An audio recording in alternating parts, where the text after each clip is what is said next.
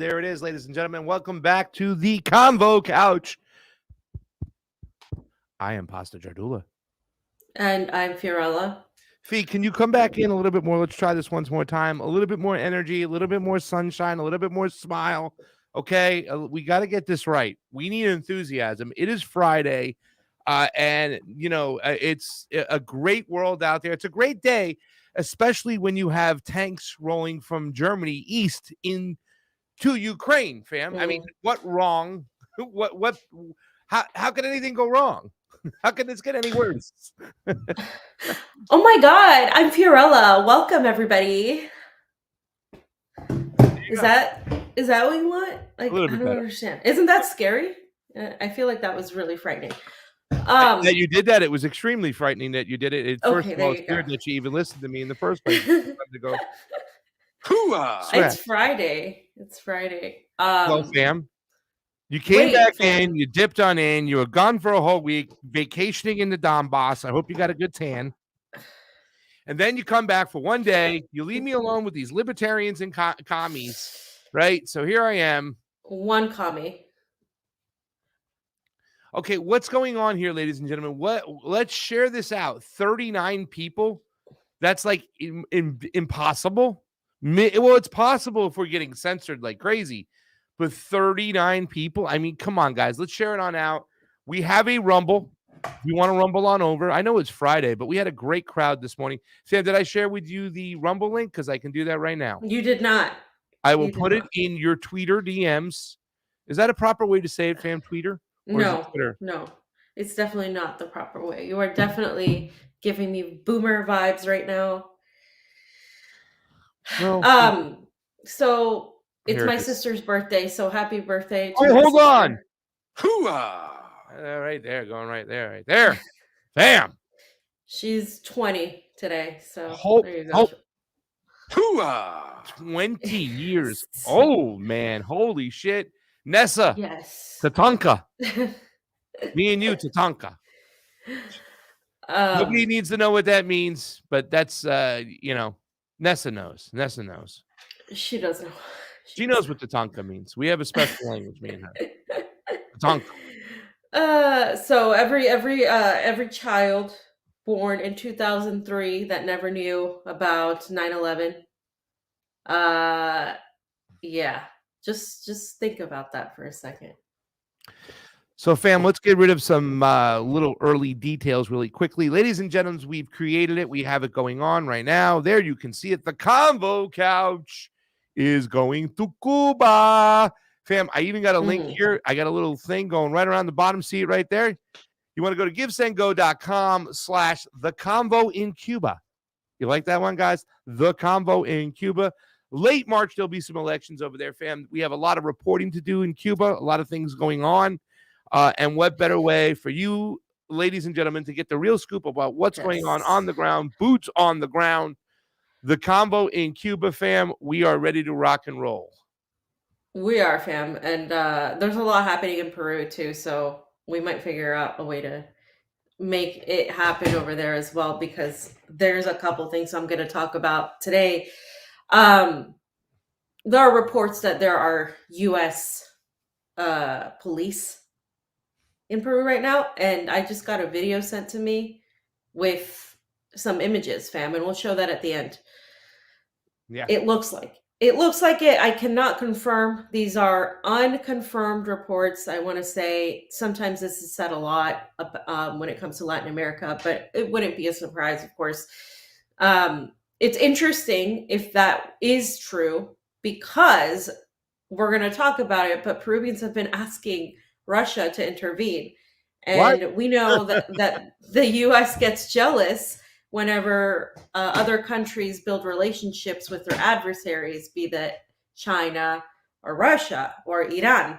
And Latin America, of course, has made these connections with China, Russia, Iran, and they don't like it. And Africa is another continent that's been on the forefront. I talked about it a little bit yesterday, fam, because we did a space for Peru, and some people came in from Pakistan, from Africa, from talking about what's going on in Burkina Faso, how they're kicking out the French, how they want the French out, they want the French gone. And so there's a lot of that. We've been talking a lot about the continent of Africa on RT because Sergei Lavrov's been doing a little tour there, and he just finished. So there's a lot going on right now in terms of other countries making connections and Salak and trying to find a new currency. All of this happening. So we'll talk a little bit about that. But yeah, fam, we're trying to go everywhere, here, there, everywhere.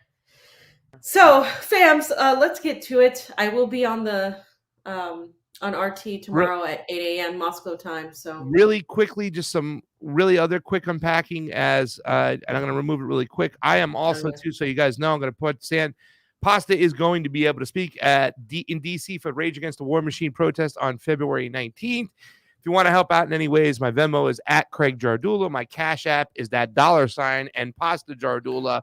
I'd appreciate any help whatsoever. I don't need a lot. A lot of peeps going there, a lot of friends, but I am excited to have a chance to get up and speak because this first subject we're going to get right into right away, fam, is it's a little messed up. Like I was just said in the opening dialogue or monologue. And guys, let's do us a favor. Let's share the everything out because I don't know what's going on, but we don't have many people in here right now. We usually have a lot more. So let's share it on out. We have our Rumble. We have our Rockfin. Trey Wright, who I'm going to get a chance to see, fam, one of the first persons on the door in the Rockfin. Of course, Trey, I love you. Can't wait to get to meet you in person in D.C. I was jealous when Fee and Misty and everybody else got to meet you first. So Rage Against the War Machine, guys, if you want to come help out, all the information down below. We love you. Fam, jump right into it, and I will get the doc ready because this is some serial stuff. This is pretty much why you want to get over to that continent and that area so you can report on this. And this is scary shit. I didn't want to do the whole newspaper guy, but the way the mainstream reports it, fam, we are so desensitized in America to foreign policy and wars. It's like Yeah. they literally put up like Twitter polls up on fucking Twitter. We're sending tanks to Ukraine, good or bad? Please take it away. Right. So it's ever since I moved here, obviously I've been covering a lot more foreign policy because at RT, it's RT International. So it's everything, right? Internationally going on in the world.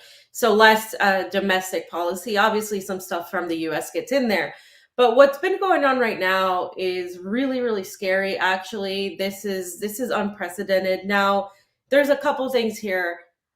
Pretty much when Russia said red lines, the West has crossed them all, in my opinion. I mean, there's zero respect. They've admitted that the Minsk Accords were just put out in order to buy time. Mike Pompeo admitted that the United States has been involved in Ukraine for a long time, that he went to Ukraine, and that Victoria Nuland recently came out as well, pretty much saying the same thing. And whenever you see Victoria Nuland anywhere, you know that there's evil about, right? So just to recap what's been happening the last few days, Germany decided to cave in and said that they're going to send their Leopard tanks to Ukraine. Okay. And then in response, the UK is also going to send some tanks, and the United States is going to send some Abrams tanks. The problem with the Abrams tanks is that these tanks will not get there till spring, and they have to be there. It's a problem in the supply chain to get them there. It's also a problem to train people how to use them because they're very complicated. So the Abrams tanks aren't as big of a deal because it's kind of more of like a puffing off of the chest of the United States, because the Abrams tanks aren't really going to be on soil, on the ground till spring at the earliest. So that's the reality. Now, Victoria Nuland talked about that. They've also talked about how war is good for business. Lockheed Martin, Raytheon, all of these companies have been making a ton of money, and that is a fact. If you go and watch, Caleb did a great package on just who's making the money and how much money is being made. Now, another thing that happened with Germany is we had she has an interesting name, Barbach or whatever her name is. I think it's Barbach. Yeah. She went on this whole tirade against Russia, how they need to work together, how they're at war with Russia, which is it's essentially a declaration of war against Russia, but it's also an admission that this isn't about standing with Ukraine, because this whole time the EU has been saying, hey, support Ukraine, put on your Facebook profile and your Twitter profile your Ukrainian flag, because Ukraine is invaded by the evil Russians, so you should stand with Ukraine because these people, they deserve sovereignty, even though we don't give a crap about sovereignty. And so that's been their whole spiel. This is all about Ukraine.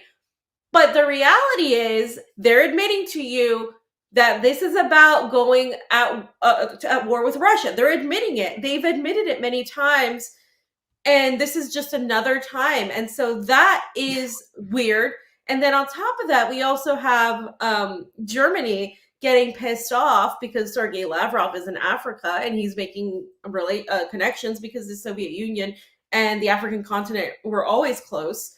And they like Russians way better than they like the West, because the relationship is more of an equitable relationship. And so what's been going on is, as soon as Sergei Lavrov landed, several German officials started making remarks on Twitter saying that Lavrov is only there to look at the leopards and the animals, like kind of relating it back to when what's his name was from the EU. He's the Spanish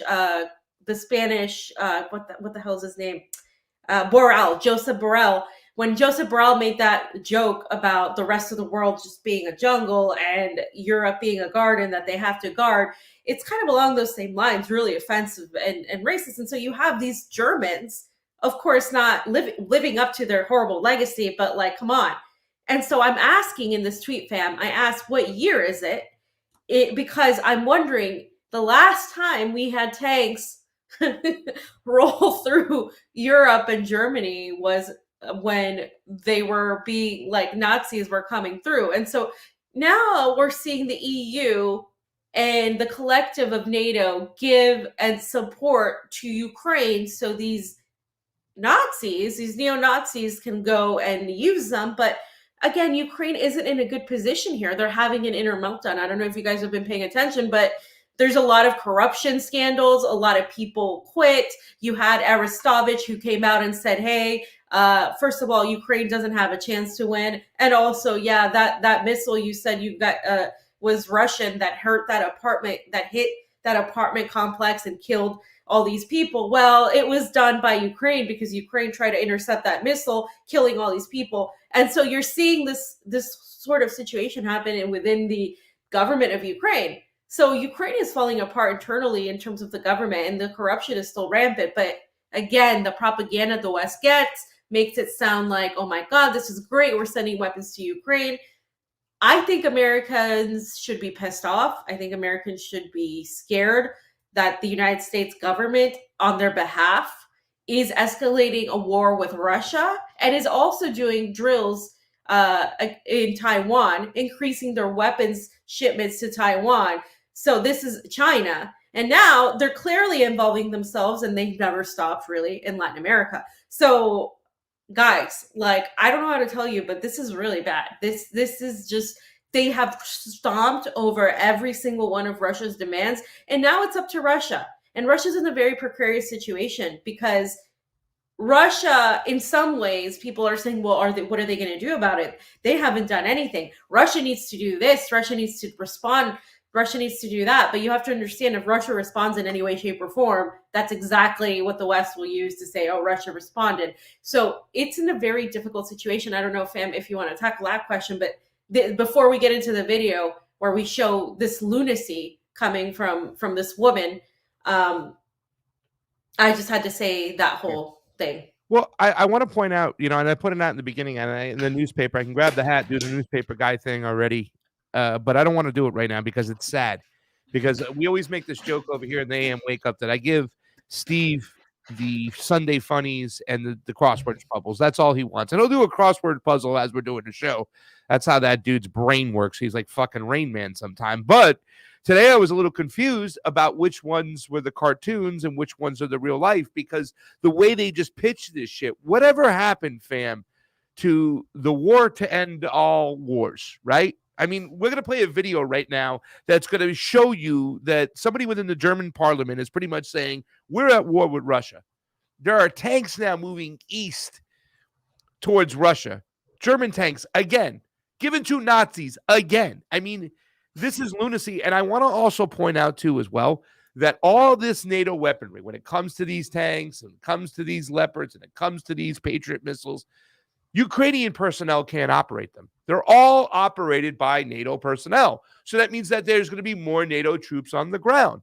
All they're doing with the citizens of Ukraine, and Wyatt Reed put up this amazing video showing the babushkas yelling at the Ukrainian personnel, military personnel coming there to recruit people. It's just a meat grinder they're throwing them into. Hundreds of thousands of troops now from Ukraine are just getting slaughtered on a regular basis, and it's not going to stop. So this is complete lunacy. We have the doomsday clock, 90 seconds to midnight. It's the worst it's ever been. In other words, we're on a higher alert, fam, than we were with the Cuban Missile Crisis. And this is crazy now because we have NATO at war with Russia. This is World War III type of shit. And yeah, you also talked about the corruption in Ukraine. It was already one of the worst places in the world as far as human trafficking, weapons trafficking, biolabs sponsored by the Pentagon, organ trafficking, children organ trafficking. I mean, all this shit that's going on, and it's even getting worse. Scott Ritter has talked about this. None of the money, the majority of the money is not going to the front lines anyways.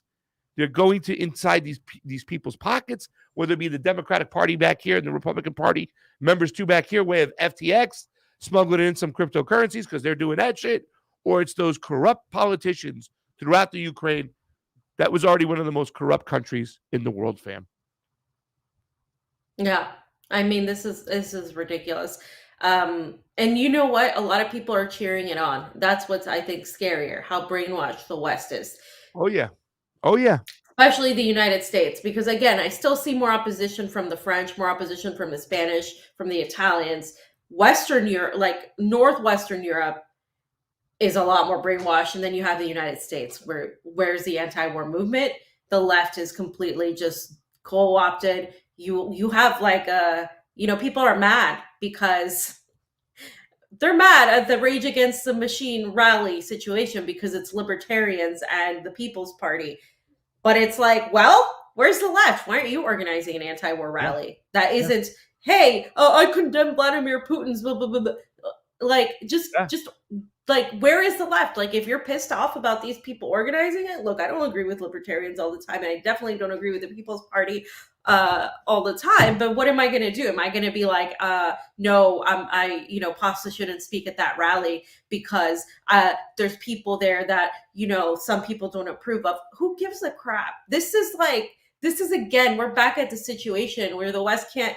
Western left can't even get out of its own way. You have people crying about fascism because somebody from the People's Party or the Libertarian Party or the LaRouche Party, whatever, is there. But you have actual fascists and weapons being given and money being given to Nazis. And why is that less important than you not liking somebody on YouTube? I mean, it is the most ridiculous thing, especially at the level we're in. So let's just go ahead and hear this German parliament member. Jesus Christ. Therefore, I've said already in the last days, yes, we have to do more to defend Ukraine. Yes, we have to do more also on tanks. But the most important and the crucial part is that we do it together and that we do not do the blame game in Europe because we are fighting a war against Russia and not against each other. Thank you. And therefore, I've said already in the last days. We are fighting a war against Russia and not against each other. Out loud. You said that shit out loud and got applause for it. Oh, I'm sorry. I thought they were denying this whole time that they were fighting a war against Russia. Even saying this is a proxy war against Russia. Oh my God, you're a Russian propagandist. How dare you say that? They're just helping Ukraine. They're not fighting a war against Russia. No, they are. They've admitted it. Now, there's no denying it. There's no going back. They're admitting it. They have troops. They're sending weapons. I don't know how much more other than literally attacking, like physically going into further into Russia, because that's, I mean, and that of course would be catastrophic, because Russia, people need to understand this. When I talk about this, I'm not joking, especially in the Donbass.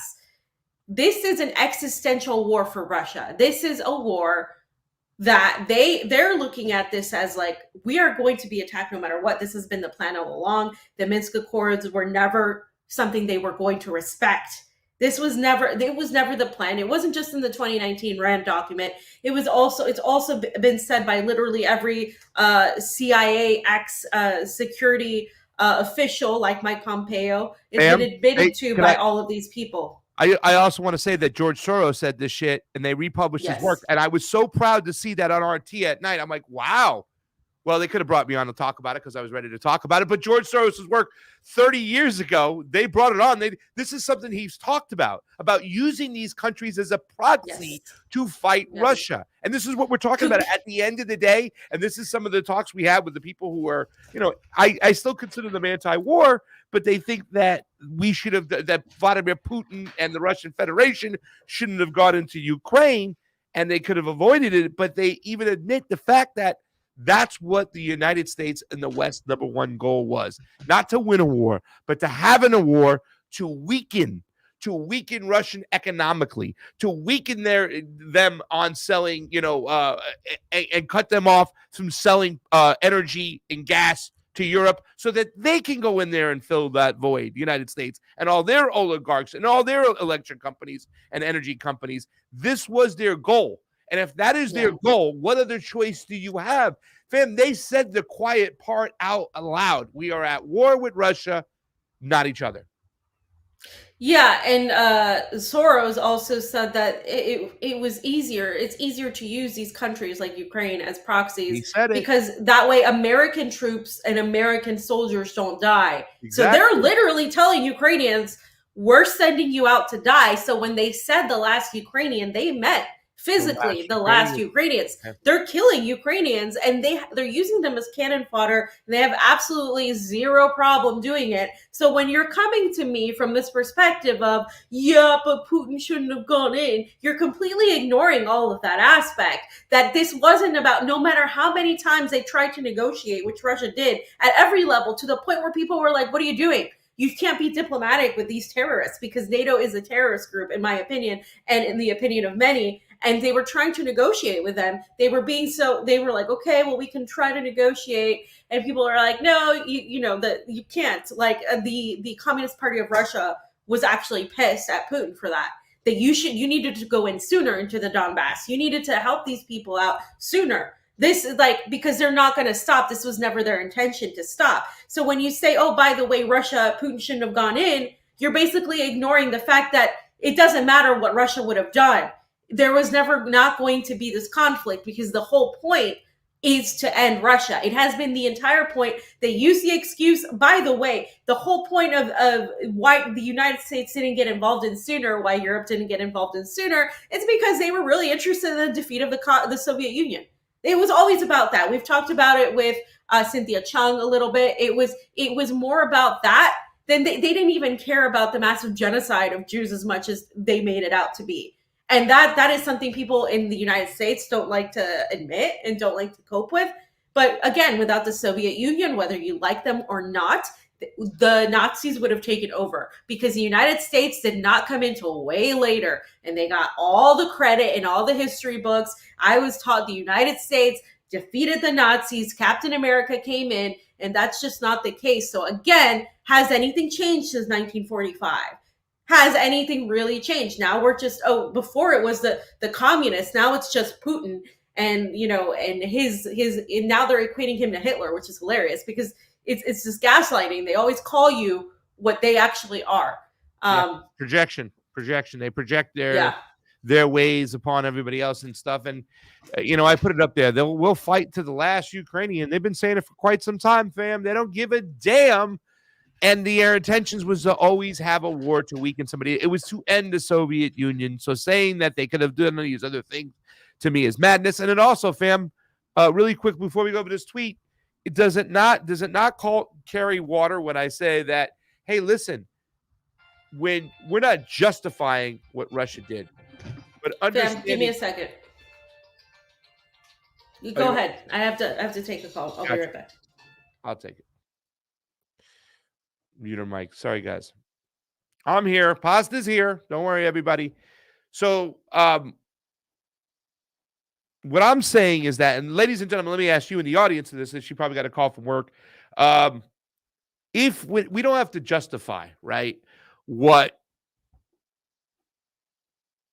Russia did, we don't have to justify it at all. But if we don't say it's not expected, if we don't say that we don't admit to ourselves that they're going to be justified in retaliating, then are we not? And then are we then not condemning our actions? In other words, by saying that it's justified what Vladimir Putin and the Russian Federation did, by saying that we know this is going to happen because it's simply a reaction from an action, we are then, if we don't admit that, we're not condemning our actions. We're almost excusing our actions that way. To condemn our actions is to say, no, they are justified in fighting back on their border because of United States foreign policy. It's expected that they would do this because we started a proxy war just to simply weaken them. So those are some things that we have to say. Fam, what I was saying is that, I heard you. okay, so your thoughts on that, because I don't want to Yeah, get lost in 100%. translation. Sometimes, you know me, my Brooklyn tongue, I can't explain myself, but go ahead.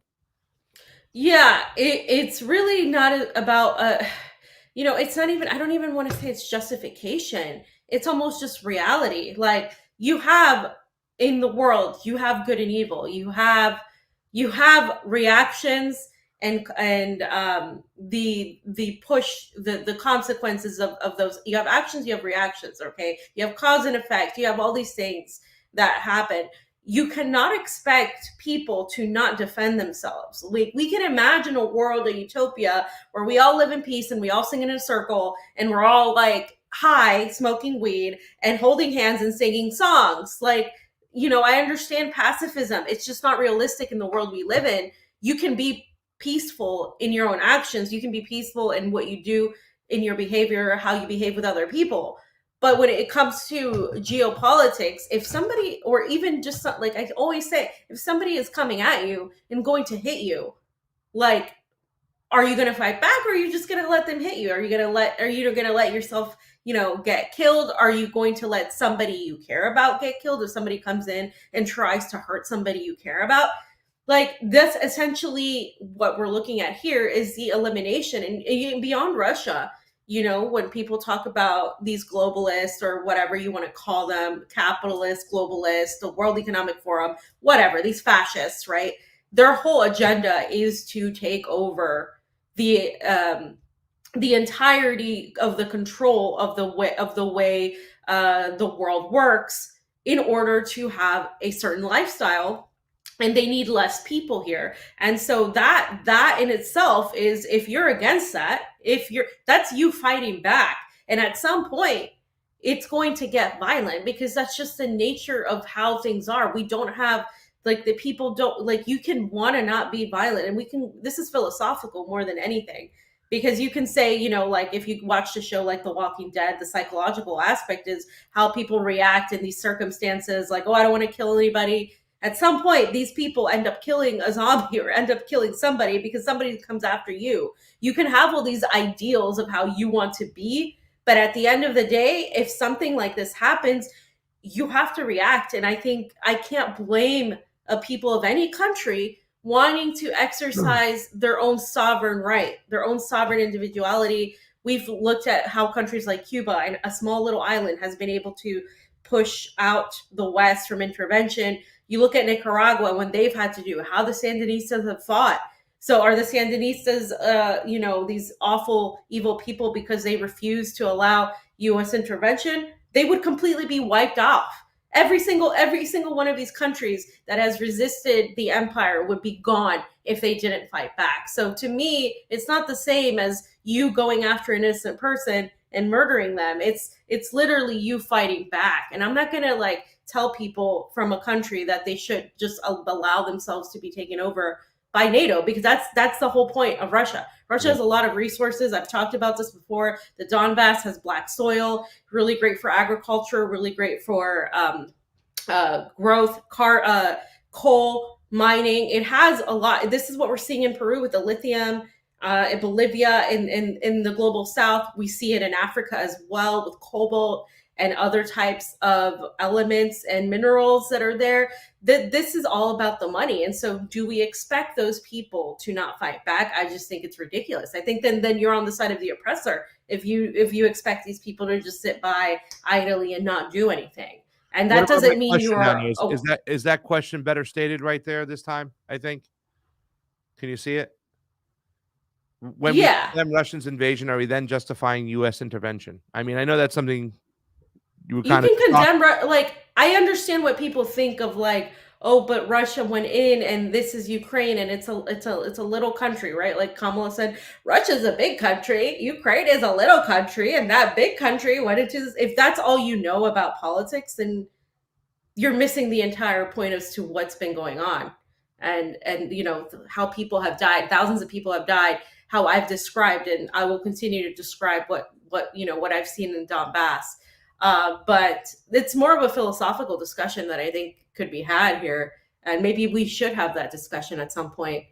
Shea Baus, he's Irish and he's really great, and he was actually at our Peruvian space, and he said this because this is actually really happening. Okay, so Russia, who liberated Auschwitz at a terrible cost to its soldiers, okay, is not invited to attend the commemoration of their liberation of Auschwitz. Germany, who operated the mass death camp and is now again sending tanks to Ukraine to fight Russia, will be there. Okay, so this is from the Times of Israel. Auschwitz Museum, Russia not invited to event marking camp's liberation by Red Army.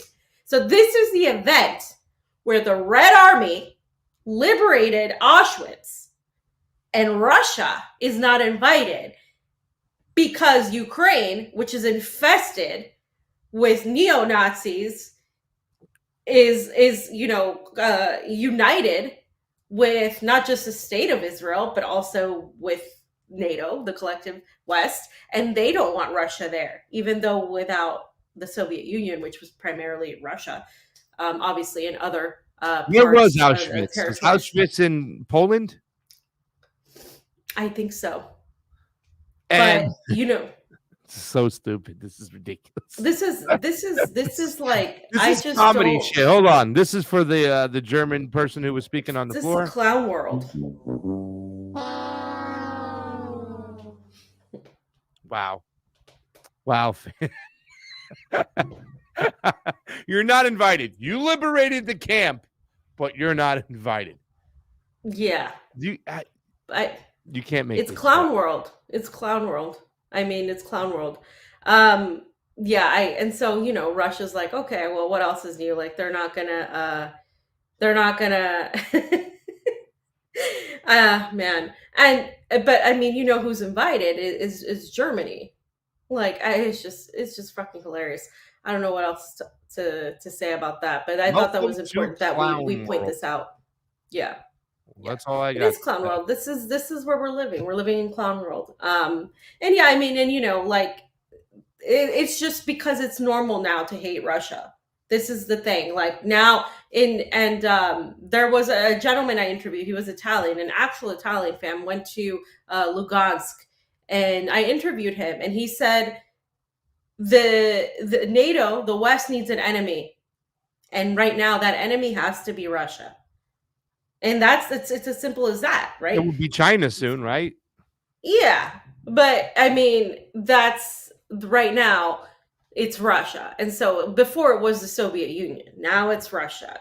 Tomorrow it'll be whatever else. So what's this about? This is a whole other situation that because Germany's been on the talks of everybody because they've just been completely living up to their bad rap, right? Because the Germans supposedly did so much to take back everything they did during the Holocaust, but now in a matter of days, they've literally just trampled over that. They've proven that there's still a lot of the same type of sentiments. And of course you have the EU and all these people, they pride themselves in not being racist and being inclusive and all this bullshit. Complete and total bullshit, by the way.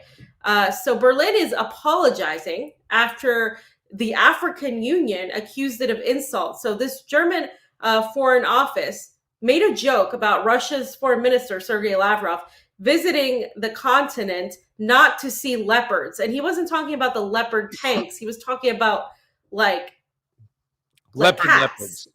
Yeah. And there's a tweet if you guys want to see it. Basically, this is the person is pissed. This is I think a member of the German or the African Union. So this is what they said: the Russian Foreign Minister Lavrov is in Africa not to see leopards, but to bluntly claim that Ukraine's partners want to destroy everything Russian. So here is a drawer with all of his evidence, and it's just an empty. I believe it's like You want me to get into it? they were using these emojis. If you I'm gonna want to click on it, click on it. yeah, go ahead and click on it so we can show. I just This is a tweet that was controversial, essentially.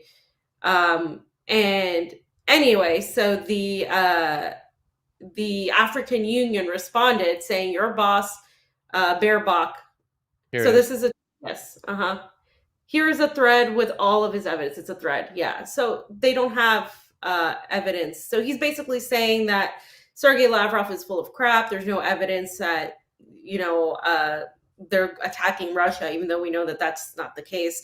So then the African Union responded and talked about what that woman, Baerbock, said. And they said, "Hi, your boss, A. Baerbock, visited the African Union based in one of the more than 20 African countries that Germany enjoys reciprocal diplomatic relations with. Did she come to see animals? Or is the continent of Africa, its people and wildlife, just a joke to you?" So there was that. And during this meeting, during one of his meetings, Sergei Lavrov basically said that he thinks that the West wants to continue to colonize this colonial aspect of Africa, right? And today I interviewed somebody, and they were like, "Well, it's neocolonialism is what it is. It's not exactly the same, but it's basically the same type of mentality where, they have jurisdiction over what goes on in Africa, just like they think they have jurisdiction over what goes on in Latin America. It's our backyard." And but you're seeing a pushback right now in Africa. You're seeing that in Burkina Faso. They literally have been protesting to get the French out, and the French are leaving. They're leaving because they're not wanted there. So there's a lot of shifts happening right now in the mentality. And basically, the West just doesn't like that these people are making their own decisions on who to talk to. It's kind of like your friend, like if you have a friend that's like doesn't want you to talk to somebody and they get mad if you're friends with somebody they don't like. And they're like, "Oh, you can't do that. You're not allowed to be friends with Charlie because I don't like Charlie." And if you're friends with Charlie, then I'm just not going to be your friend anymore, and I'm going to be mad and blah. It's like that same childish mentality. The African continent and these sovereign countries can't talk to Russia. Like they're not allowed to talk to Russia. They're not allowed to talk to China. It's bad for you. Like they have said as much. "Oh, it's bad. It's bad for them." Is it really bad? I don't know. I don't think they see it that way. So there's a lot of pushback happening in Africa because of that. And so, it's especially coming from South Africa as well. We also have the whole situation, I believe, with the United States government sticking their nose into Zambia, right? So that's something we got to keep an eye on too as well moving forward. But and Somalia. One of the longest U.S. wars, you know what I'm saying? So please, guys, that's it for that section, guys. Man, scary. Tanks rolling fucking east into near Russia, into Ukraine, German tanks. I wish we would have captured, and I should have grabbed some of the German parliament members speaking out against it, going, "Wait a second. This isn't a good idea." I think a lot of people, like, they went along with this, fam, and now it's like hitting them in the face, and they're like, oh shit. So that is going on, and we have to keep a close eye on that. Guys, go check out Fee on RT on Rumble, on Odyssey if you want. Really important. A lot of good stuff going on there. I was watching it the other day, fam. Rachel Blevins was holding it down. She was doing a great job. So please go check her out too as well. She is fam. Guys, we have a new Give, Send, Go. Convo Couch is getting ready to go to Cuba. So if you want to go help out, please do. We're waiting for our first donations yet. Be the first.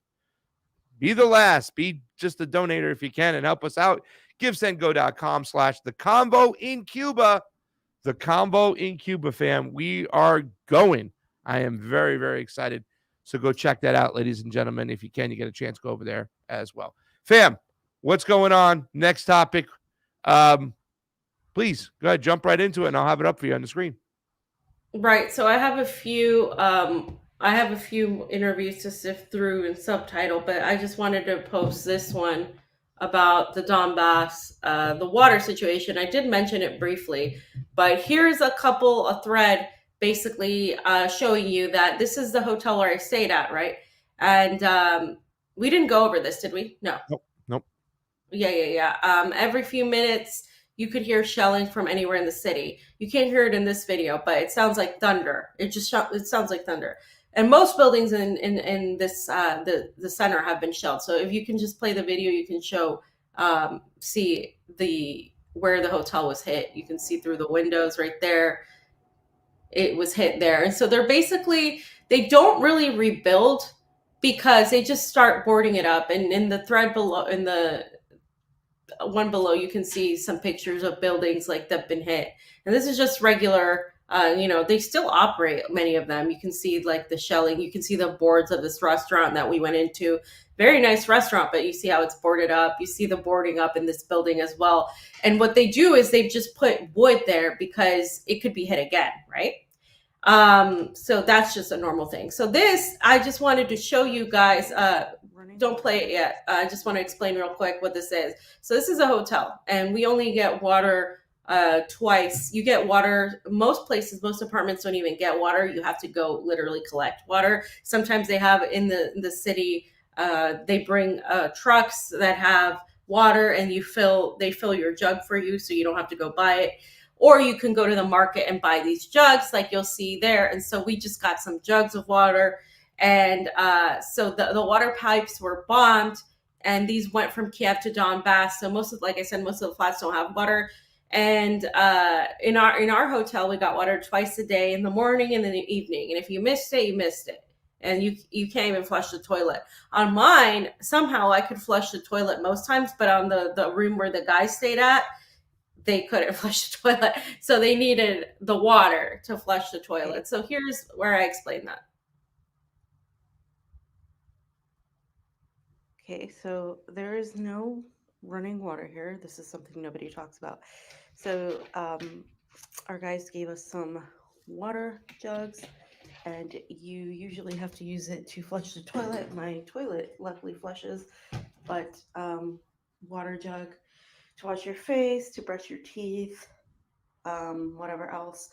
So also water comes on 1 hour during the day and 1 hour in the evening. And if you miss that, you're out of luck, and it's not hot, even in the hotel. And this used to be a very nice hotel. This hotel was shelled, but the water mostly comes cold, not hot. So yeah, it's not fun, but I'm only a guest here. Imagine what people have been going through for the last 9 years, since 2014. And okay, so That's the last part is what I really want people to understand here, because we're foreigners. Most of us either live in Europe or Moscow, and we're coming in there, and we're used to here in Moscow. I have an amazing tub with like lots of hot water, and we were like, God, this is hard, because even just not having a fountain, because it's not just having water there. It's literally, for example, when you wash your face, there's a faucet and the water comes out, and it's easy to just grab the water and wash your face. You don't have a water spout. So how do you wash your face without wasting water? You don't think about these things until you're in that situation. And then, of course, and it's just something as simple as, brushing your teeth, washing your face, washing anything, flushing the toilet, all of these things. Like, you don't really think about this stuff. And it was just a few days for us, but for the people of the Donbass, it's been years. And one of the people that has a house there was telling us, yeah, my apartment hasn't had water since forever. Like they just don't get water. They live like this. They get used to it. It's just this is just how people live. And of course, that's the least of their worries. Most of their worries are being shelled, being bombed, or stepping on the pedal mines that many people like Ava Bartlett have pointed out. They literally look just like they're in the dirt. You don't see them. This is why you don't step on any sort of grass anywhere you go when you walk, because you there may be stuff there you don't know, and then of course you lose a limb, and it's bad. Fam, you're muted. I said, fam, you'll have more stuff coming out this week as you get a chance, because I know you've been working like crazy, but hopefully you'll get a chance to post up more stuff, more videos. Is that coming? Yes. So I have more videos, Solidar, folks that were liberated from Solidar, and also some prisoners of war that spoke to us as well. So important stuff coming out with subtitles. Fam, we have an update before the next section. We have our first donation today on the Give, Send, Go. Guess who it is, fam? Take a guess. Who donated first? Trey Wright? Trey Wright, ladies and gentlemen. Trey. Let's give him a heart. Trey Wright, we love you. Thank you so much for donating. Guys, if you got a chance, the combo is going. Trey's fam. I know, he's a fam guy. The combo couch is going to Cuba. You can go to givesendgo.com/the-combo in Cuba. I can't thank you guys enough for sending us to Brazil. I'm still kind of getting into the Brazil stuff. I'm doing a Twitter space on Tuesday. Fam did one yesterday. Go check it out. Camila Escalante, Terry Matson, a bunch of other people jumped in. Abraham Marquez was there, right? Yes. Good stuff. Go check it out. I got to watch it today. I know it's going to be lit, fam. We need to keep our eye on Peru. A lot of shit is going on. But, ladies and gentlemen, we want to get to Cuba, too, this March for their election. It's not the top of the ticket. It is their local elections, but we want to go see the process, make sure it works. We want to report on the socioeconomics. We want to report on the food production. We want to report on how they're doing post-COVID. We want to report on everything. So we need your help to get there. The Convo Couch is going to Cuba. Go to givesendgo.com/the-combo in Cuba. We're going to make a thing out of it, fam. We're going to have a fun time. So thank you so much. That is what's going on. Fam, last two topics of the day. The last one, of course, stay with us, ladies and gentlemen. We're going to look at the Paul Pelosi video. We got to analyze it. It just came out this morning. Fam has been waiting all year for that video. Sure. So please stay with us. We're going to do that, fam. But we do have another section to go into right now.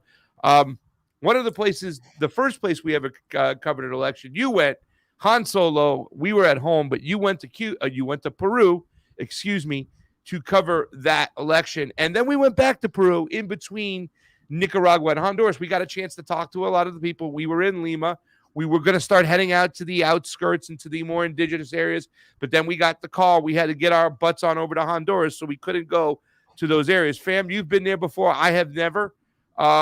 But you've said this before. This is something that you've said. You said Lima is not Peru. Peru is not Lima. There's other parts to it that seem to be forgotten. Give us a little bit to what's going on, because all hell is breaking loose right now. I don't know. Maybe if you have an update, fam. Has Dina Boluarte said she's going to step down once the Congress agrees to have snap elections? And B, how long could that take? Because I remember you teaching me that Alberto Fujimori said the same thing, but didn't have elections for like 6-7 years later. So give us an update. So this is from yesterday. There were manifestations demanding the resignation of Dina Boluarte. They want new elections. They also want the release of Pedro Castillo, and they want a new constitution. So these are the demands. So this, actually, I was having the space, and one of the people I was with was Clau, was going to head over with these manifestations. And this is just Lima. So that's going on there. So Dina Boluarte has gone back and forth.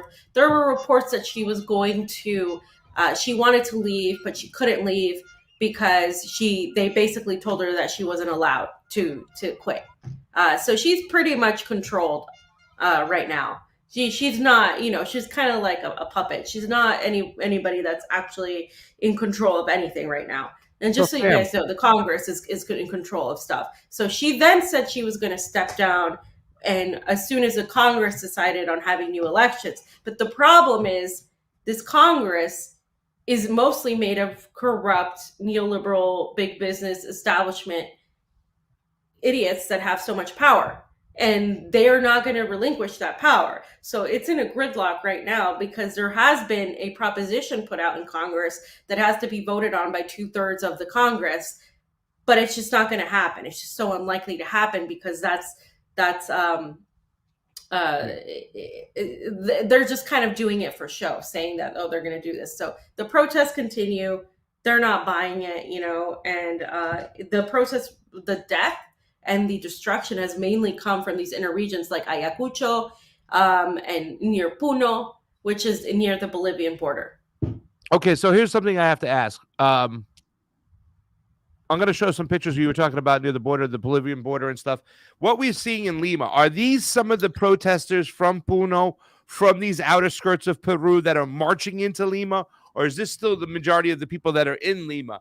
In other words, I remember seeing one of the first videos that Ali Vargas put up from Saskatchewan News, which we have up on the board right now, that they were in Puno and they were saying enough is enough. And we're going to, if we have to, we are going to march to Lima. Are they arriving into Lima from the indigenous areas, south and north and east and west, all over the country? Or is this still just a small contingency within Lima and more to come? Yeah, so they did that already. So the bunch of people came from these regions and marched to Lima. And this is when they had the protests. Remember, these protests have been happening since Pedro Castillo was impeached and put into prison since December. It's almost February now, and they haven't stopped. So in the beginning, that's exactly what happened. But each region is having its own protests. They're having their own movements. And that's where a lot of the police violence is coming down in these regions. That's exactly where there's a lot of movement against them. And that's what you're seeing here is these protesters in this area. So this is what's being said. So a lot of these, the media in Peru, the corporate media, and the government is saying that Evo Morales is pushing. This is what we talked about yesterday in the space. They're blaming Evo Morales. They're saying that Evo Morales is pushing these people. They're blaming communism. They're blaming, they're doing the whole thing. But the only thing that's happening is Bolivians are showing support because they went through this in 2019 in a way, right? And the world was completely not talking about it then, which is another thing we discussed is like there's a difference. More people are talking about what's going on in Peru right now than they were talking about what was going on in Bolivia. And this is a good thing. But there is a solidarity between these two countries because it's kind of like with Russia and Ukraine, they're the same people. Yeah. There is this borderline separating them, but between Puno and which is part of Peru and Bolivia, it's the same people are some of these same indigenous people, the Aymara people. So yeah. They have this just, on a map, sure, it's a different country, but really it's, a lot of the same problems. Mining, you have the same type of regional issues, the same type of attacks. So there is that camaraderie between the two, which is why, of course, Evo Morales is getting blamed. And, my mom shows me all these things from some of her friends who, they're like, oh, Evo Morales, they despise him. They're these neoliberal Lima type of people, just the same way, the Democratic elites are in DC. I mean, it's that mentality, like they're less than, they're whatever, and that's just something that's part of the country. Now, the things that are being reported are a couple of things. One is literally these protesters were asking Russia to intervene in Peru, saying that they want Putin to intervene because they're killing people because they're trying to exercise their sovereign rights. So there it is. It says, Putin, help us. They are killing us for defending our nation. That's literally what it says in Spanish, okay? Putin, auxilio, nos están matando por defender nuestra patria. So that's a banner. It's not just a sign, that's a giant banner. So they're marching with this banner, right? And then there's video of this in case people wanted to say that this isn't true. And I want to get your reaction to that because I think it's really interesting. I think the people of Peru should be the ones to obviously get themselves out, but I just think it's interesting that they're asking for that. So there's a video, and then I want to get your reaction to this, because the video, fam, and I wish you'd learned Spanish, and you've had many opportunities, fam, so you could confirm. But if anybody listening knows Spanish, you'll understand that this is what they're saying. So in the video that I have there, it basically, they're saying, Russia, listen up. We need you to intervene. That's what they're saying in the video. What video? Where? It should be in the folder. In It's the folder, tweet. the Amara video. You have the wrong tweet there. So on the Maybe Ziamara it's one. the wrong video. I'll grab it. Right I got now. Ziamara next when you're ready. So yeah, that's a little bit. Hold on. That's let me see. There it is. I got the video now. Let me put it in there. Should have been in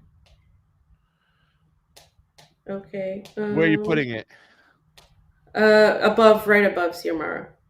Okay. That one right there, the Yeah. combo couch. No, it's a second. Fiorella Isabel one. I got it.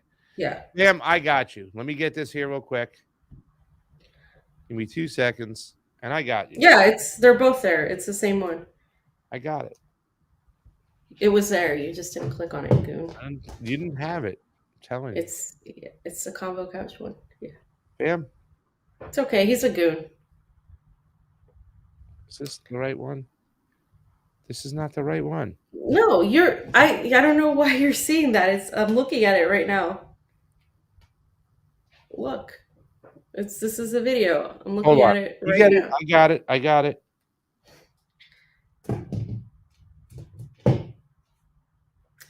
We try Ladies to and get it. gentlemen, this is what happens.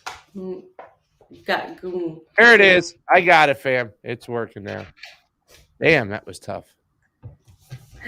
All right, so just listen and I'll translate, but it's very short. It's just turn it up. Rusia, escucha, queremos que intervenga. Rusia, escucha, queremos Russia, listen, we want you to intervene. Escucha, queremos que intervengas. Rusia, escucha. You could at least understand the Russia part, right? The Russia part.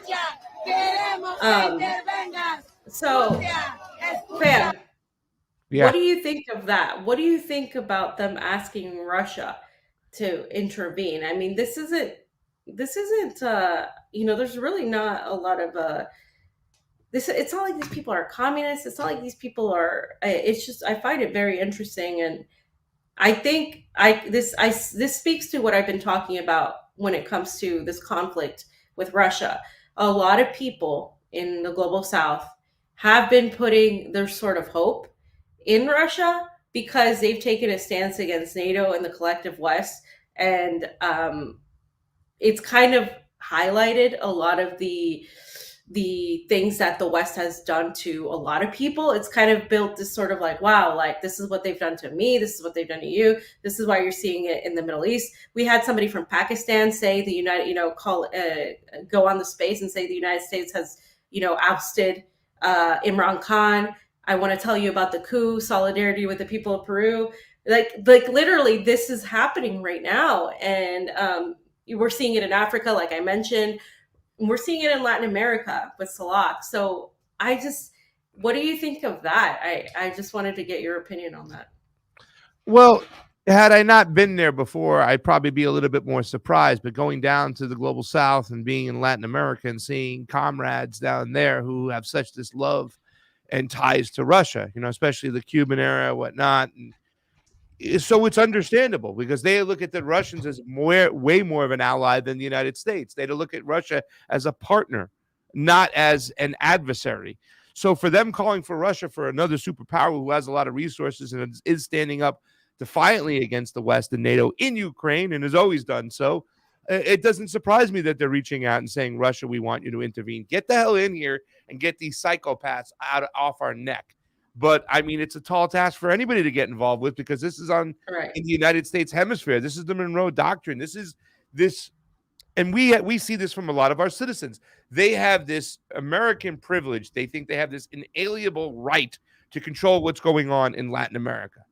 And they want to reap all the benefits from, getting cheap products or cheap services south of our border, having cheap labor come our way, but they want to take none of the responsibilities of what is going on and how we've put our foreign policy boot on the necks of these countries. So it doesn't surprise me whatsoever to hear them supporting for Russia for help. We've seen this in Africa recently. We've seen this in Haiti, where they have Russian flags. So it shouldn't be a surprise. And it just tells you, I mean, when we have all these conversations with all these guys about isms and theories, I don't care at the end of the day. Geopolitically, Russia has always come in there and wanted to be a power. I understand, they're communists. They want to control everything. But that's not how the world sees them. And if you look at other countries that are less developed, who've been impoverished because of the United States, Western banks and all these things, it should be easily understood why they're reaching out and asking the Russians to get involved. No surprise whatsoever, fam. Right. And I mean, it's funny because for in case you guys don't know, if you have a Peruvian passport, you don't need a Russian visa. So if I were to go and get like a Peruvian passport, which I should do, which I probably will do at some point, I wouldn't need a visa. I could just come into Russia. By the way, it's just like that relationship they've had. And of course, this fam on the back end of that general saying we need to get this equipment, right, from all these Latin American allies to Russia and give it to Ukraine. This is exactly why this is happening. And you mentioned, I mentioned Pakistan, you mentioned Haiti, you mentioned this happening in Africa. Again, this goes back to one more powerful country militarily, right, going and defying the US. You have a lot of Chinese businesses in Peru as well with the social media apps and the Huawei phones. So you have these two more powerful countries, more economically developed, and they have relationships. I mean, we know the Russians have relationships with Nicaragua, Cuba, Venezuela, of course. But beyond that, there's this buildup happening, and people, you can call it multipolarity, you can call it whatever it is, but I think it's more of like NATO is this collective alliance of Europeans and the West, but then you have the global South sort of aligning with Russia and the East against the West. And it's just kind of like this very interesting thing here happening. And it's the people who have been hurt by these sanctions, by the blockade, by intervention, saying, hey, I feel you. We're all victims here of this hegemony. Let's just, help us out here. And obviously, I don't think Russia's going to go in there and do this, but I think it's interesting. And I think it says a lot about what people are hoping for out of this conflict with Ukraine. How everything is connected. People need to understand that everything is connected. Everything that's been going on in here is connected to what's going on in Latin America as well. I also think that it's the two mentalities of the governments are different. When Russia gets involved in a war, and you're there right now, and a lot of people are going, oh my God, you know what I'm saying? Ukrainians losing all these soldiers, yeah, but Russia's paying a price too as well. And I think that's a lot more harsher on the Russian government than it would be in the United States, because the United States, we don't have battles or wars in our territory. We don't have them, other than poverty and class wars, whatnot. But we don't have to worry about bombs being dropped on our heads by these other countries and, all these other things. So I think when Putin has to deal with a situation, you know what I'm saying, the response from their people is a lot harsher than it is over here, because we are just desensitized to war. So when Russia is doing deals with these other countries, they don't want to provocate or push a war. The last thing they want is war. They want free trade. They want to help out. They want to find a way in which they can benefit off each other from resources, or what. That's the role they're playing. And whatever conspiracy theory you have, or whatever lines or connections you have to China, or whether you think it's just this cycle, China comes in with their checkbook. Americans come in with their tanks. And that's something we just have to fucking deal with.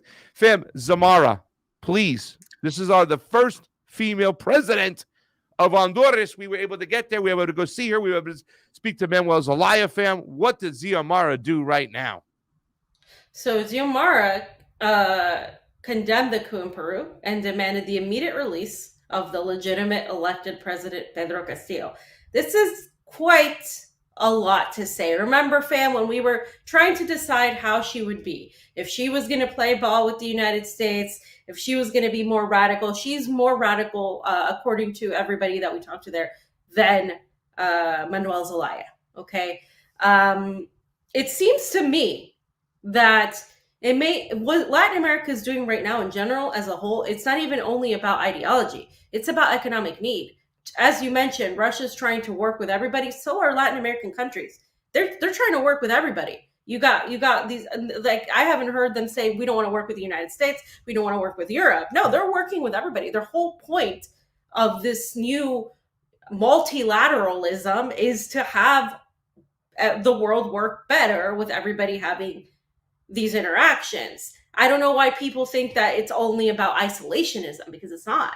But this multilateralism doesn't mean that you allow some other country to steal your resources and, you lose your sense of identity of as a people, as a country, as a sovereign nation. So they just want sovereignty and to be able to trade with people and have economic relations. That's literally what people want.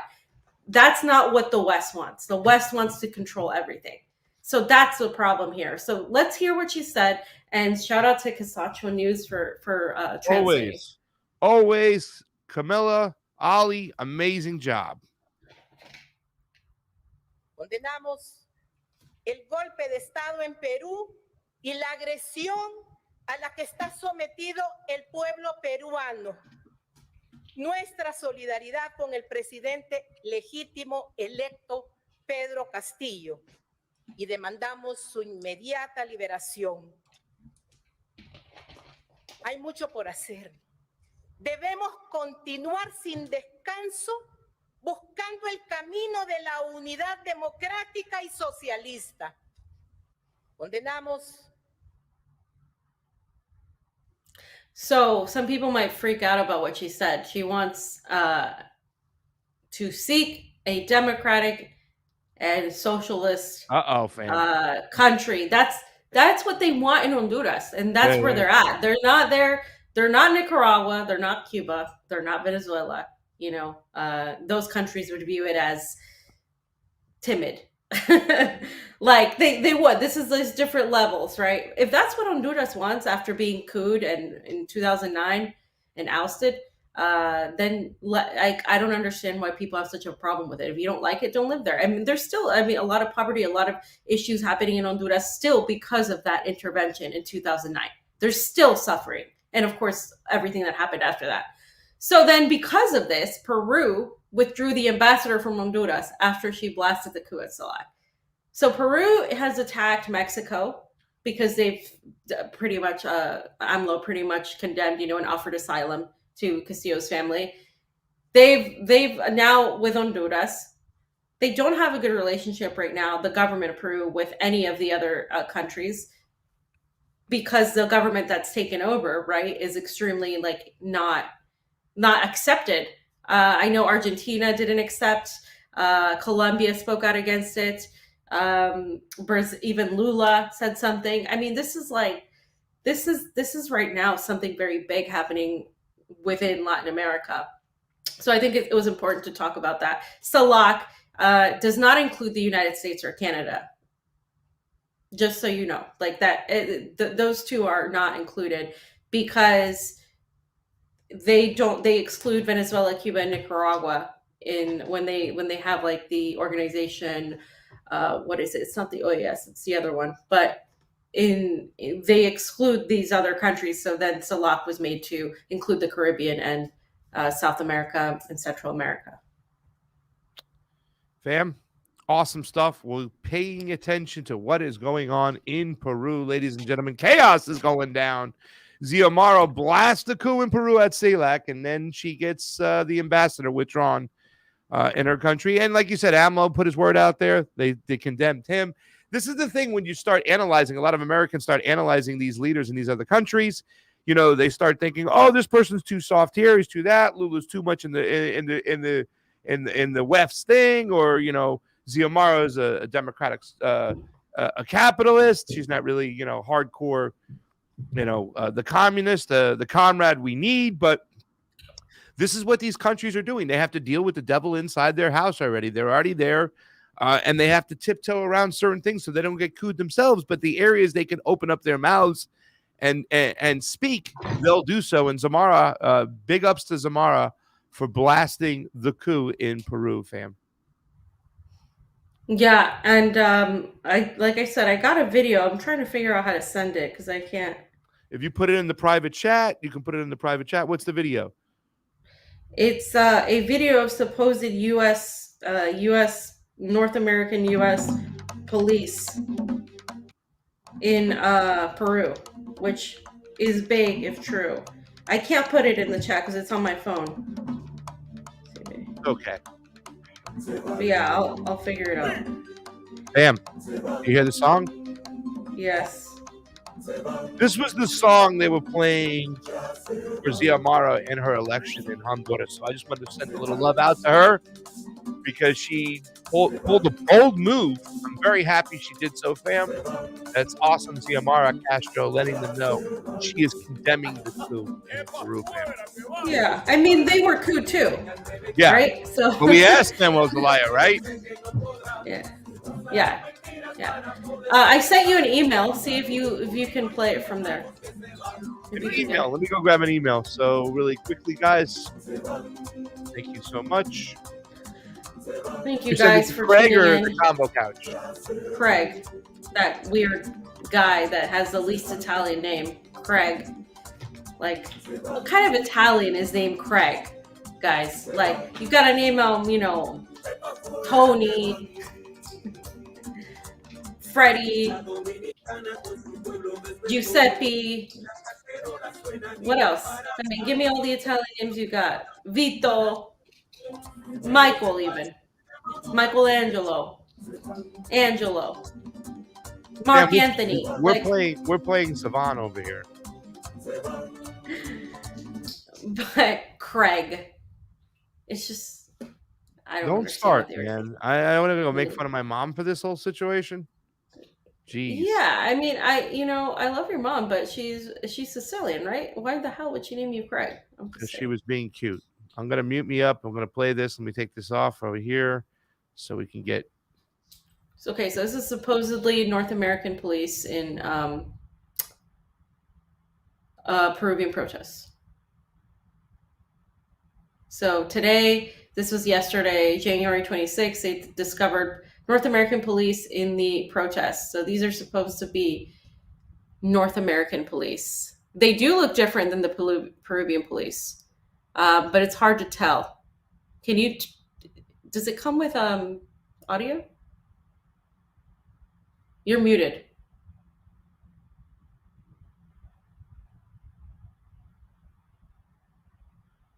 Oh, I guess the audio cut off or something. Unmute yourself. Maybe that's what it is. You're muted. Sí, pero Okay, we can't hear it unless you unmute yourself. Lo cubren a él. Sí, tiene razón, la población tiene razón. Claro, la población tiene razón. Pero ese es el actuar cuando siempre descubren algo, trabaja de esta forma, ¿no? Cuando siempre le descubren. Go back. He's saying they're covering the guy. He's saying they covered the guy up to not show that who they are. Algo, trabaja de esta forma, to the ¿no? beginning. Cuando siempre le descubren algo. Compatriotas, la población está mencionando que acá el policía es de Estados Unidos, americano. They're saying that there's a U.S. police. They're pointing at him. He's an American. So this is not confirmed. This is what these people are saying. That there's this... No tiene el porte de americano, de todas maneras tiene el porte de americano. So they're saying that within the police of Peru are U.S. infiltrators, and they're covering him from being seen. Sí, tiene razón, la población tiene razón. Claro, la He's población saying tiene they're razón. right. It's hard to tell, guys, but I want to also just point out something that I got. It's a document that was released and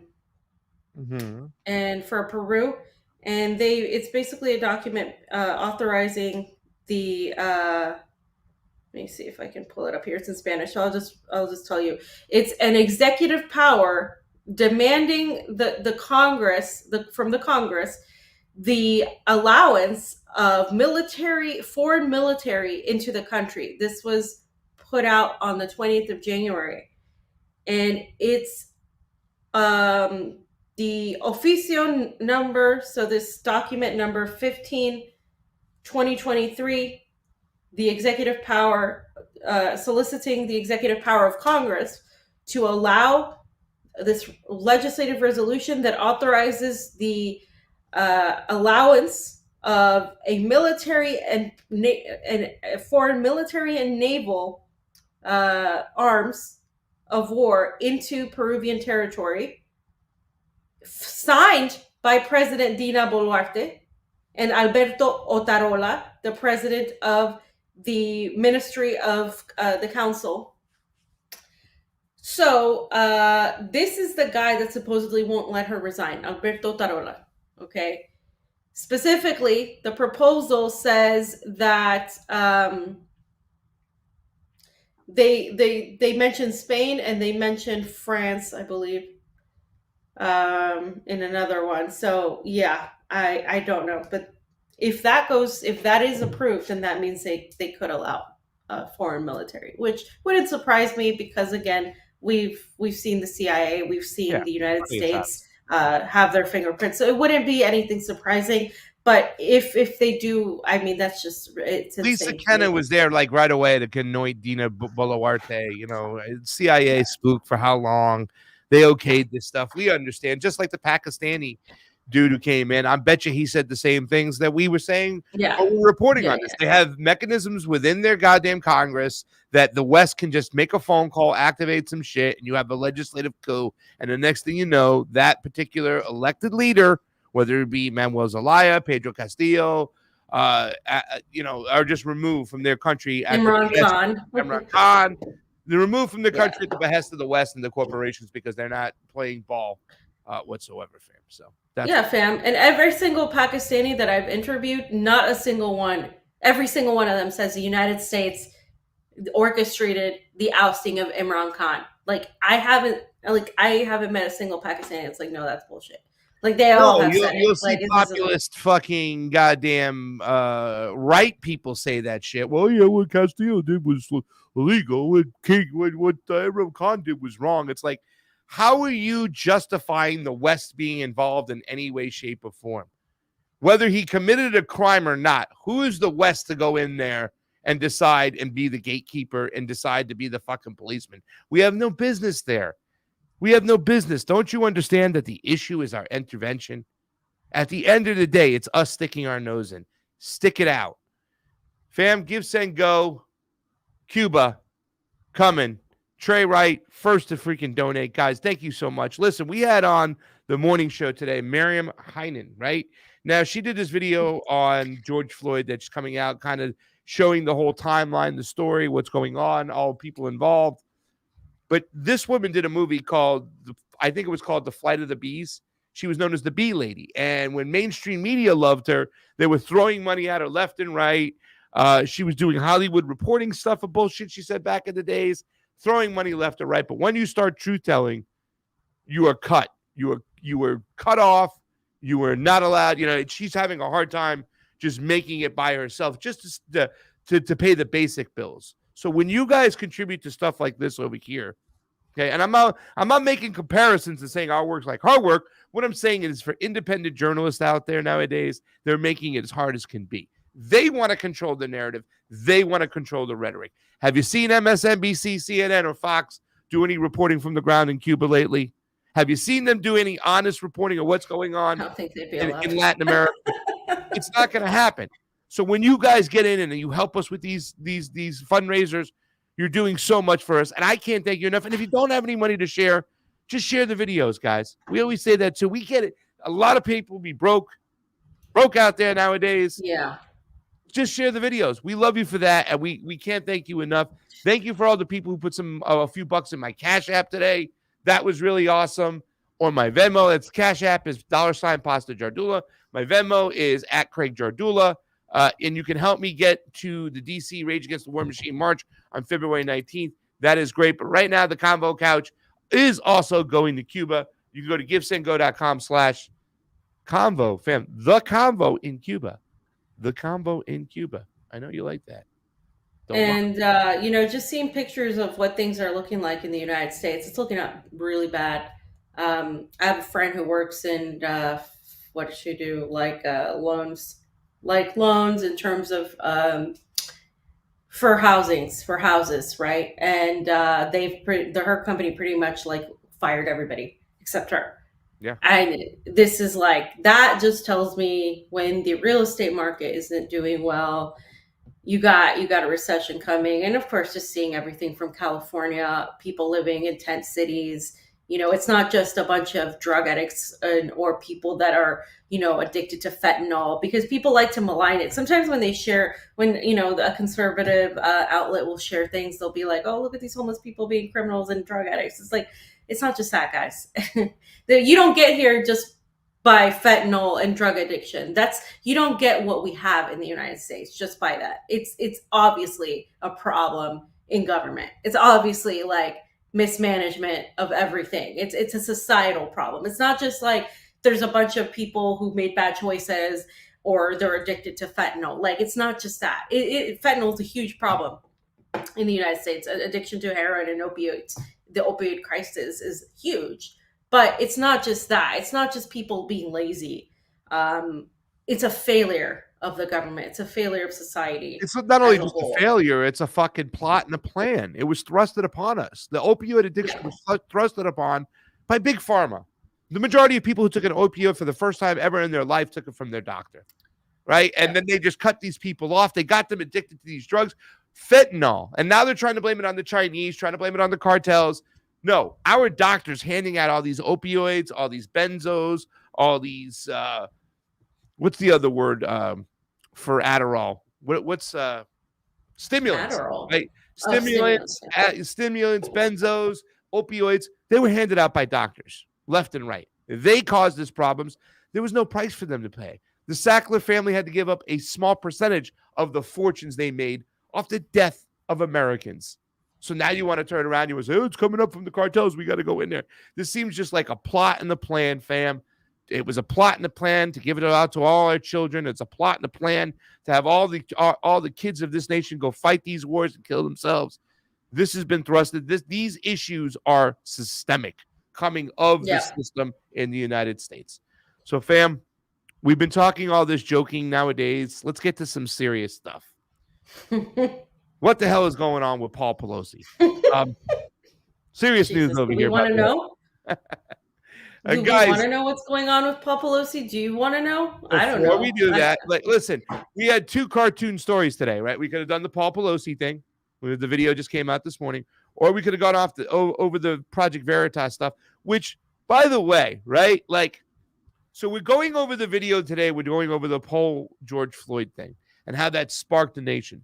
How a lot of people on the conservative side were saying, oh, my God, you guys got exploited for the emotions with this whole situation and moved to a certain area. Well, now you're doing the same thing with the Project Veritas thing, with this dude coming out who's on a date, on a third Tinder date. And I've said this before. People lie to get sex. They'll do that. Maybe this dude was lying. He was having drinks, speaking all this bullshit. Any way you look at it, the way the conservatives and the right just ran with this thing. Oh my God, did you see this video for Project Veritas? And they're going out. They just admitted that they're doing gain of function testing. Well, first off, must be obvious they ban on Camp Stupid. We know they've been doing this testing. We've been talking about this stuff for quite some time. How did we get here in the first place, ladies and gentlemen? How did a virus that was released out of a lab, how did we get here in the first place? Because the United States interest, and these guys you can tie these to all the biolabs that are funded by the Pentagon in Ukraine, have been doing this testing for quite some time. and the drug companies are in on it. So stop. It's not like the smoking gun. You just went crazy with the whole situation, and you got moved emotionally from this whole situation. So, by the way, on the Project Veritas note, I didn't know, but a lot of people, especially outside of Moscow, are not vaccinated here. Thank you.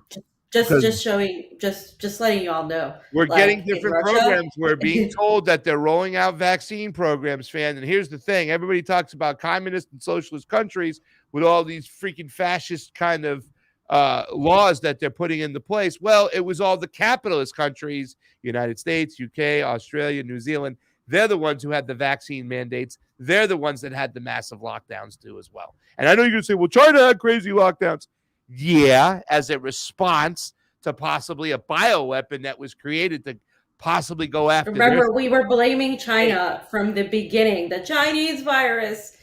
You have to take that into context. I'm not saying China is like free of any criticism. I'm simply saying the Chinese virus narrative was in the United States has constantly alluded to bioweapons against China and Russia. So, and then you have the biolabs in Ukraine. Anyway, this is YouTube, but and your savior the other day, I think that the vaccine, I don't know, fam, you can look at it over here, you can look at it over there. There's some people who said we saved 100 million lives. We could have done that. I never mandated, but it was a great virus. Operation Warp Speed. I stand by the virus. Still selling your virus. It's still selling your vaccine out there. I stand by the vaccine. I should have said virus. Still doing it, dude. Still selling the vaccine salesman, Donald Trump. But go ahead. Tell me how he's the 140. You have fun with that. Now, let's get to the lefties over there, the establishment left. What the hell is going on with the Pelosi's? We had a situation with Paul Pelosi, this is senior, who got arrested for the DUI. There was speculation that there was somebody else, a young male in that car. We don't know. Supposedly, we heard before through the grapevine that Paul's into some kinky sex with maybe some men and whatnot, and that the whole thing with Nancy is just a front. So this whole situation with the Hammergate, right? Greasy Hammergate. They released the the body cam. Hammergate. Let's take a look, fam. You tell me. I don't know what the hell is going on over here. Oh God! All right, let's see.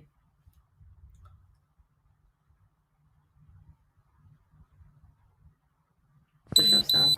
Oh. Yeah, definitely don't want Olive here. I definitely don't want Olive here.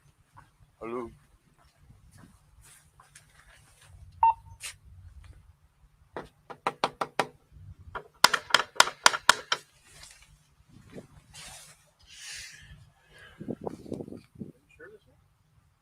Yeah. Fucking said 2620, right?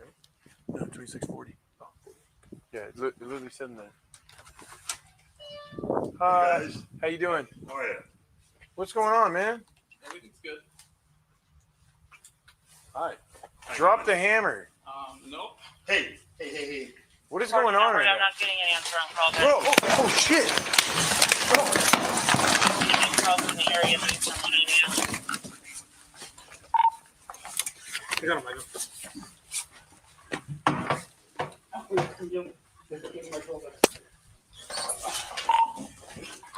Edward 14, Edward, send backup code 3. Code 3 backup at 26. Give me your fucking hand. Units code Give me your fucking hand. 40 Broadway for 14 out.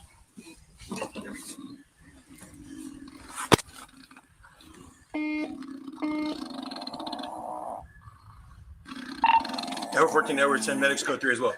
You got it? Sorry, 14 number 2, medic code 3. Affirmative. I'm so confused right now. What are you confused about? Somebody This called seems- the cops, right? And Yeah. they were pretty much Paul Pelosi and Nancy and the family accused this guy of coming and trying to home invade and hurt them, and go after them for their political stance. But as you can see, when they opened the door, Paul's just holding the guy with a hammer. And first of all, how's this guy holding Paul and then allowing the door to be opened up? That's what I'm confused about, though. I know you're confused, fam. A lot of people are. Put it together. You tell me. Was this dude invited in? Why was he in? What was going Well, it seems on? like he was invited in until he whacked him on the head with a hammer. I mean, I know, there's that passion with your lovers and that Fam, sort of thing. And we're gonna go back to when they just opened the door, and you tell me from that point there, does this look like? What does this look like? Because this thing is just, I mean, you piece it together. Is this guy in a home invasion? Paul was no, like hesitant to say something. What was going on beforehand? Was he he's threatening? not wearing pants. This is I there's so many questions to be. All right, so let me play it again. We're gonna open it from the time the door opens. Okay. This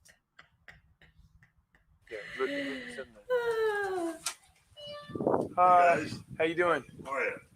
What's going on, man? Everything's good.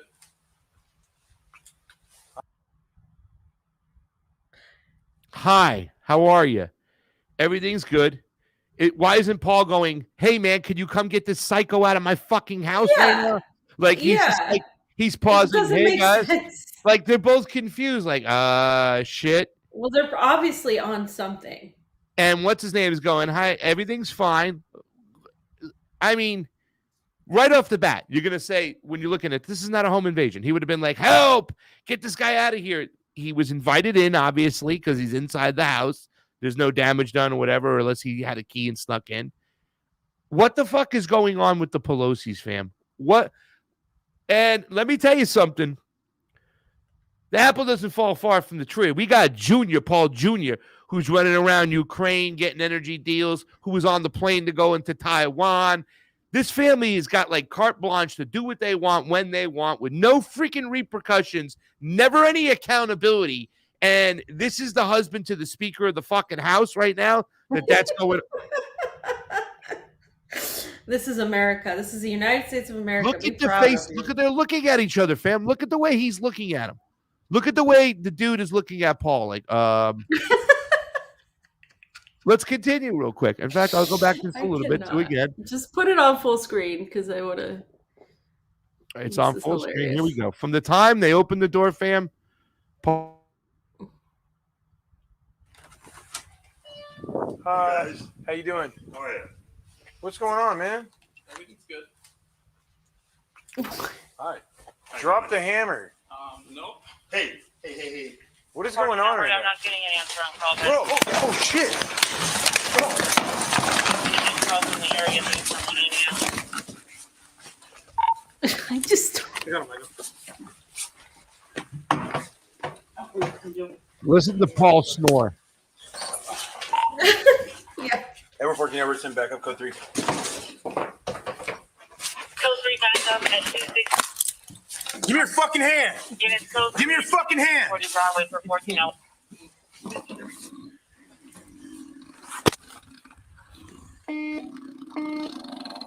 Why is he snoring?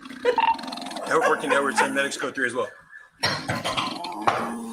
got it? Sorry, 14 number 26, medic code 3. Affirmative. Your Speaker of the House, ladies and gentlemen, her husband. Okay, so I still don't understand why you would pretend, because if he's pretending to like whack him on the head with a hammer, why is that your first instinct when you see cops at a door? Why isn't I don't understand. Like if they're lovers, what could have been going on beforehand? Could they have been trying to fight, and could have Paul been trying to hit him? You know what I'm saying? And could he have been threatened to go to the press with information on Paul? Who knows? You don't know. But there's been a history of this shit with a lot of members of our Congress and everybody out there and their children and what's going on. Paul Pelosi had a DUI not too long ago. There was speculation that somebody was in the car with him, a young man. Who knows? I don't know if that's true or whatnot. We can't prove that. But we do know we got a guy in his house with a hammer and shit's going on. And when they open the door, Paul isn't asking for help. Paul isn't saying, hey, he's like, hey, guys. he was was really awkward. Who called the cops? Supposedly, That's the thing. Supposedly it was Paul, but they're saying that maybe somebody else. I don't know. Does anybody know? Okay, stop asking about DeMar Hamlin. We get it. Does anybody know who called the cops? Who called the cops? YouTube. Yeah, let us know. Who called the cops?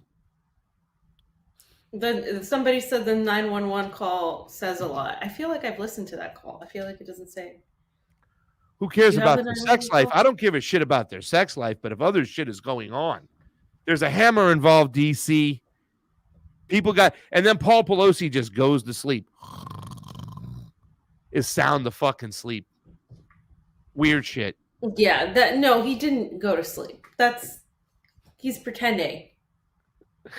They're obviously on drugs of some sort. This is just really weird. All right. It was just really strange. I don't know what to tell you, but yeah. Well, that's the house. Man. What do you want to tell you? Huh? Well, I mean, I do sympathize with anybody. I'm sorry, empathize for anybody married to Nancy Pelosi Pelosi. called him his friend. I don't know. This is just crazy, whacked out. His shit. friend. I'm not. Yeah, his friend. When you say he's just a friend, I'm done with that one. Ladies and gentlemen, if you got a chance, our Give, Send, Go is there. Please, come on, help us out. Meanwhile, Vladimir Putin is awful and dangerous and weird, and Lavrov was, in the hospital. Like, they make all this shit up about Russians, and yeah, we got a war going on, and we got Paul Pelosi playing with a greased up hammer. All right. You put these Russian politicians right next to these U.S. politicians, and I'm telling you, these Russian politicians would be scared to be in a room with them because they're so weird. Like, it's just. Anyway, guys, thanks for tuning in. I gotta go to bed.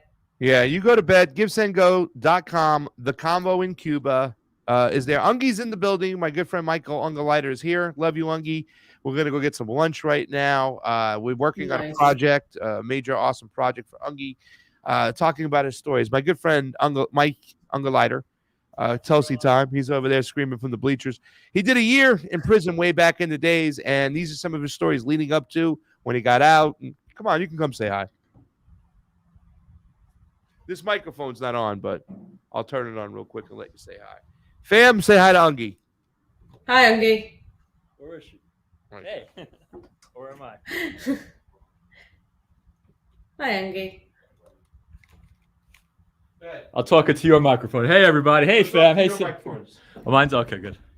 I have a question about the Pelosi thing, though. Oh shit, because this is the question nobody's asking. What's that? What's the guy saying? He's in custody, right? Yes. He must have made a statement. He must have pleaded innocent, guilty in between.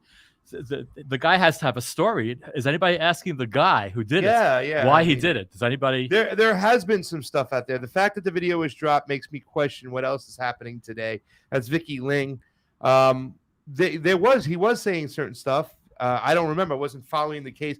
As tanks were moving closer to Russia, I thought it was more important to pay attention to that than what was going on with Paul Pelosi. But yeah, I mean, not to downplay it, because there have been accusations, there's been talks and whatnot. I mean, I don't know.